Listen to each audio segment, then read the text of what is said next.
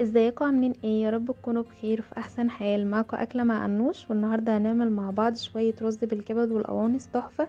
هيعجبكم جدا. اكله اقتصاديه من نص كيلو كبد وقوانص هتعملي احلى غدوه. تعالوا نشوف الطريقه مع بعض. اول حاجه، لو الفيديو عجبكم ما تنسوش الاشتراك في القناه وتفعيل زر الجرس عشان يوصل لكم كل جديد. اول حاجه، معايا حله كده سخنتها على النار، نزلت فيها بقد معلقتين زيت كده ومعلقه كبيره من السمنه، تخليهم يسخنوا كويس. وهنا هنزل ببصلايه كده كبيره قطعتها مكعبات، هنقلب فيها بقى على نار هاديه لحد ما تدبل معانا. هنا هديها 3 فصوص كده من الثوم فرمتهم، وهنزل بيهم على البصله ونقلب على نار هاديه، ما نعليش النار عشان البصلايه ما تتحرقش معانا. وهنا هنزل بالقوانص الاول، غسلتها كويس جدا وصفيتها وقطعتها كده زي ما انتوا شايفين. هنزل بيها الاول قبل الكبد عشان بتاخد سوا شويه عن الكبد. هنشوح فيها كده شويه، اول ما تغير لونها بالشكل دون هنزل بالكبد،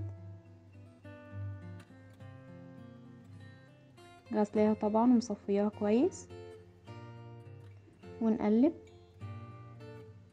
ونسيبها لحد برضو ما الكبد تغير لونها وتتشوح كده لحد ما توصل للشكل اللي انتوا شايفينه ده. هنا هنزل بالتوابل. عندي التوابل بقى ملح وفلفل وكزبرة ناشفة ومكعب مرقة وكاري وكركم وبابريكا وجنزبيل. هننزل بيهم كده ونقلب بالشكل اللي انتوا شايفينه ده. وعندي هنا معلقة كبيرة من دبس الرمان، لو متوفر عندك، لو مش متوفر خلاص مفيش مشكلة. ننزل بيها كده ونقلب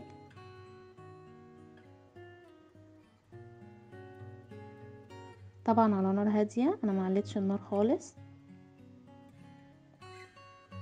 عندي هنا بقى هنزل بجزراية مبشورة ونقلب برضو.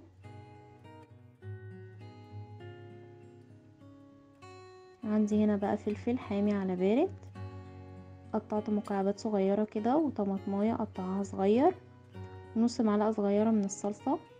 وهنقلب المكونات كلها مع بعض.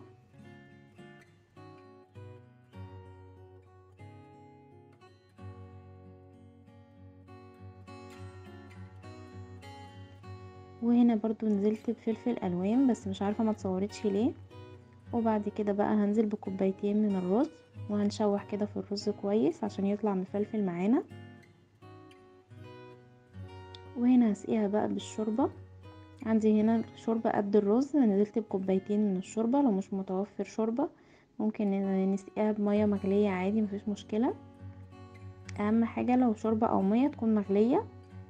هنا هنعلي النار بقى، هنظبط بس الملح الاول كده،